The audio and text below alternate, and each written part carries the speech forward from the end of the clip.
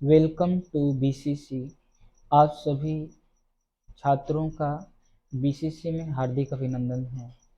आज हम लोग 10वीं क्लास के लिए टारगेट का सेशन शुरू कर रहे हैं, जिसमें हम लोग मैथ के ऑब्जेक्टिव क्वेश्चन को सॉल्व करेंगे। तो हमारा मैथ का जो पहला लेसन है वास्तविक संख्याएं, वहाँ से हम लोग शुरू करते हैं और एक एक क्वेश्चन को बारीकियों से हम लोग देखेंगे।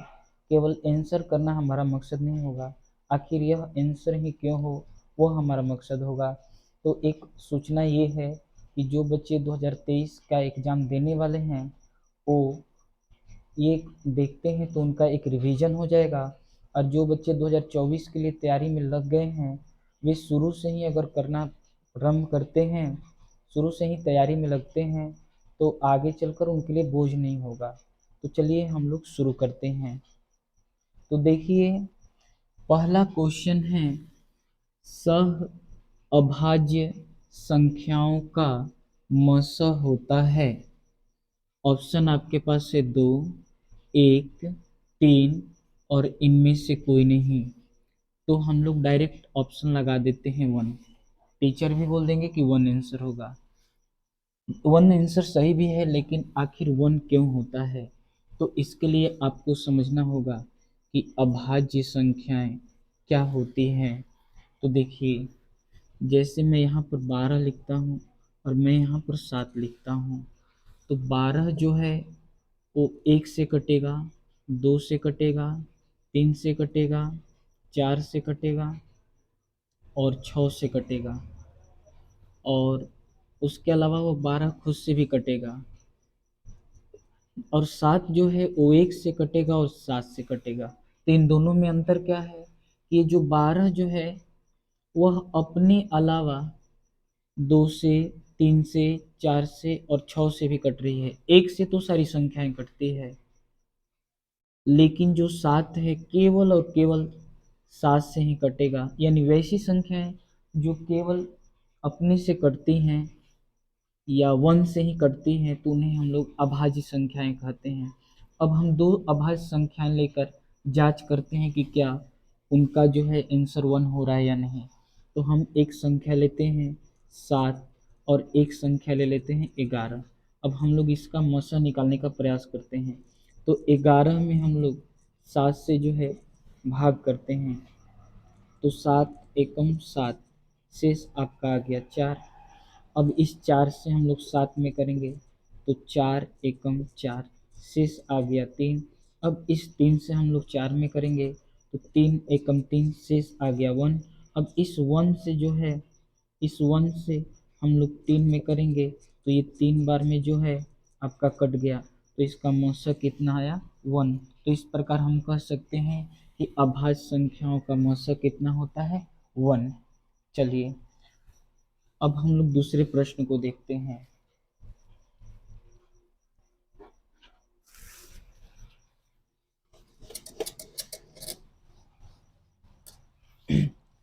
देखिए, दूसरा प्रश्न है, यदि दो संख्याओं का गुणनफल 2166 है एवं उनका मस 19 है, तो उनका लस है। तो ऐसे क्वेश्चंस आ जाएं तो इसके लिए एक छोटा सा फॉर्मूला है। देखिए, क्या फॉर्मूला होता है? पहली संख्या गुणा दूसरी संख्या बराबर लस गुणा मस। ठीक है।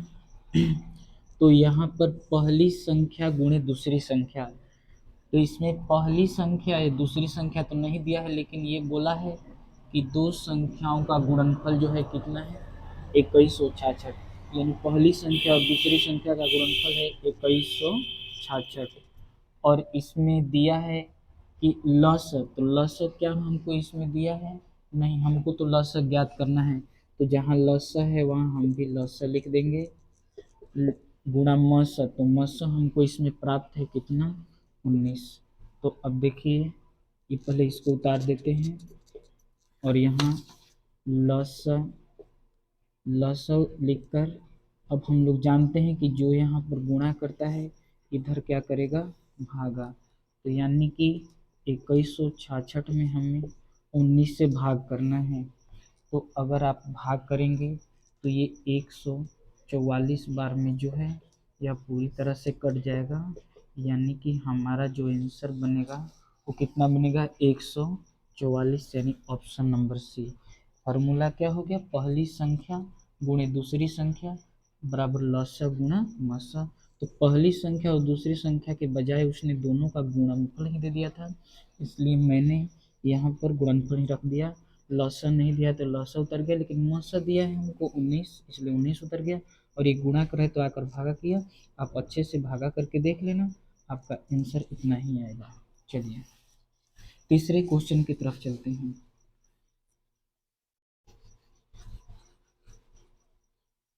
तीसरा क्वेश्चन है कि a बराबर 2 की पावर 3 गुणा 3 गुणा 5 और b बराबर 2 की पावर 4 गुणे 5 गुणे 7, तब लसा ए बी का होगा, मतलब ए बी का लसा ज्ञात करना है।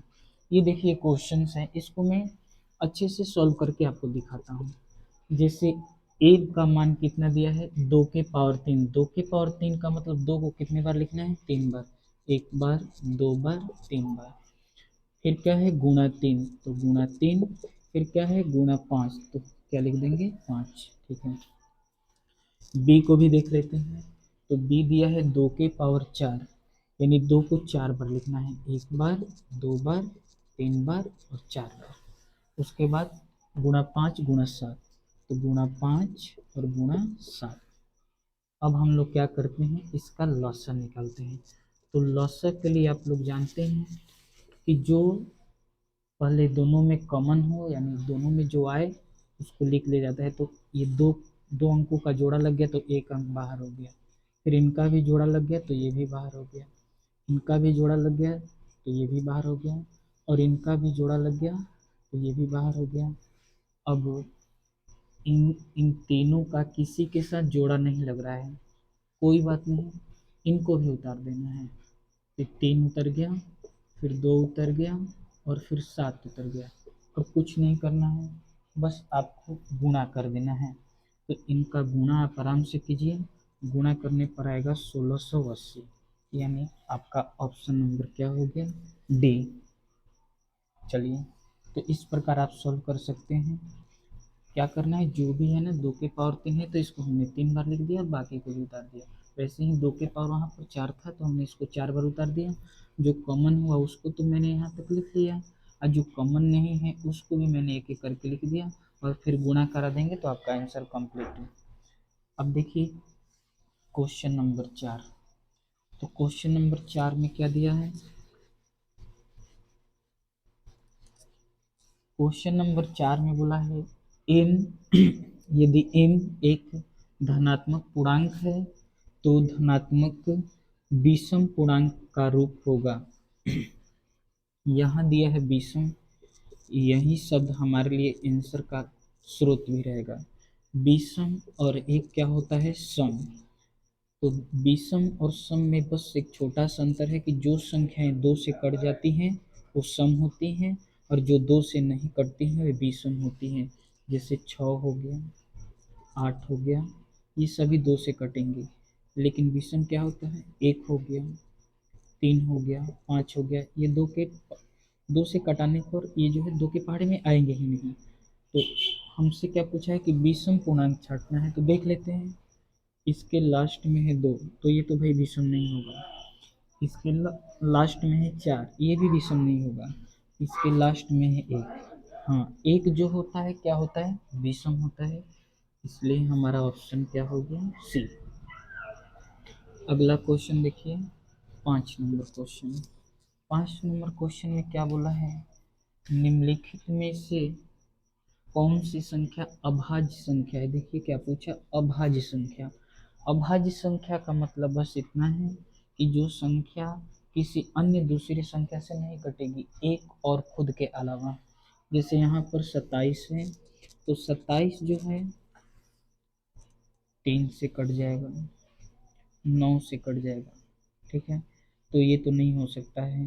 35 है तो 35 जो है 5 से कट जाएगा, 7 से कट जाएगा, ये भी नहीं हो सकता है। 13 है, 13 जो है ना किसी संख्या से नहीं कटेगा, खुद 13 से ही कटेगा। यानी कि हमारा जो ऑप्शन नंबर क्या हो गया, सी। अगर मान लो कोई कहेगा कि इतना पर ही आंसर है तो 56 के बारे में कुछ बताइए, तो 56 जो है वो 2 से कट जाएगा, ठीक है। इसके अलावा यह 8 से भी कट सकता है। यानी बस आप ये देख लो कि एक से अधिक संख्याओं से कट रहे हैं, मतलब अपने के अलावा दूसरे से कट रहे हैं, तो बस वो क्या हो गया, वो भाज्य हो जाता है। लेकिन ये जो 13 है केवल 13 से ही कटेगा, इसलिए 13 क्या हो गया, अभाज्य। अब देखिए अगला क्वेश्चन।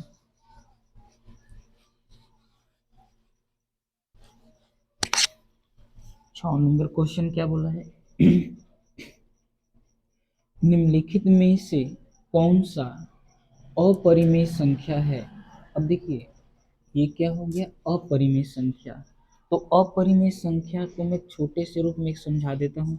जैसे मैं यहाँ पर लिख दिया √4, यहाँ पर मैंने लिख दिया √5, यहाँ पर मैंने लिख दिया √9, यहाँ पर मैंने लिख दिया √13, ठीक है। तो 4 जो है ना उसका वर्गमूल निकल जाता है 2, तो यह जो है रूट से बाहर निकल गया, तो ये परिमेय हो गया। लेकिन 5 के लिए जो है ना कोई ऐसी संख्या नहीं है जिसके द्वारा हम लोग 5 को जो है ना प्राप्त कर सके उसी में गुणा करा कर। तो यह जो हो गया क्या हो गया, इसका वर्गमूल संभव नहीं है, इसलिए यह संख्या क्या हो गई, अपरिमेय। 9 के लिए हो सकता है 3, तो ये क्या हो जाएगी, परिमेय। लेकिन 13 के लिए कोई संख्या नहीं है, तो ये क्या हो जाएगी, अपरिमेय, ठीक है। तो इस प्रकार हमने एक छोटे से रूप में देखा कि जिसका वर्गमूल निकल जाए वो परिमेय हो गई, और जिसका नहीं निकलेगा वो अपरिमेय।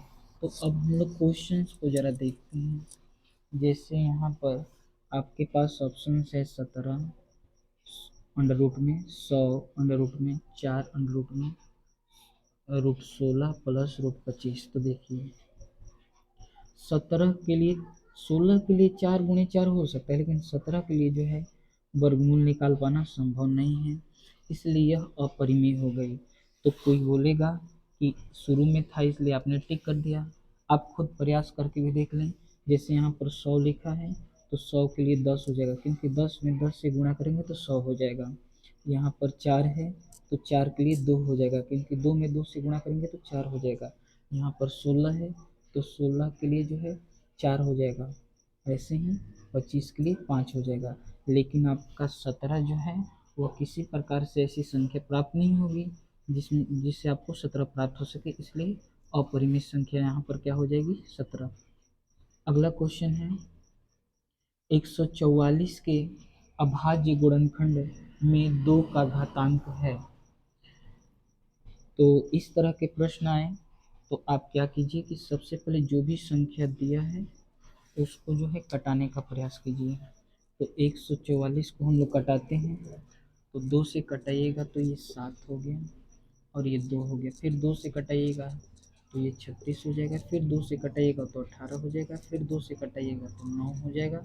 फिर अब ये 2 से नहीं कटेगा, 3 से कटेगा, 3 बार में, फिर 3 से ये क्लियर हो गया। तो हमसे क्या पूछा है, 2 का घातांक, यानी 2 कितनी बार आया है। तो यहाँ देखिए 1 2 3 4, यानी 2 जो है कितनी बार आया है, 4 बार आया है। तो हमारा ऑप्शन क्या हो जाएगा, सी। आपसे इसमें ये भी पूछ सकता था कि 3 का घातांक क्या होगा। तो अगर 3 का घातांक पूछता तो हम देखेंगे कि 3 कितने बार आया है, 2 बार। तो 3 की पावर क्या हो जाता, 2।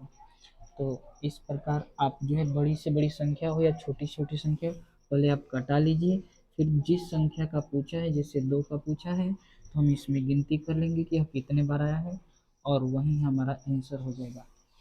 तो आशा करते हैं कि आपको समझ में आया होगा। ये मेरा फर्स्ट वीडियो भी है, थोड़ा सा त्रुटि तो होगा ही होगा, तो आशा है कि अगले बार सुधार करने का प्रयास किया जाएगा। और आपको ये समझ में आ रहा है तो आप अभी से ही तैयारी करने में लग जाइए, और धीरे धीरे करके हम जो है वीडियो अपलोड करते रहेंगे, और आप घर बैठे आराम से सीखते रहिए। चलिए, आप सभी का धन्यवाद।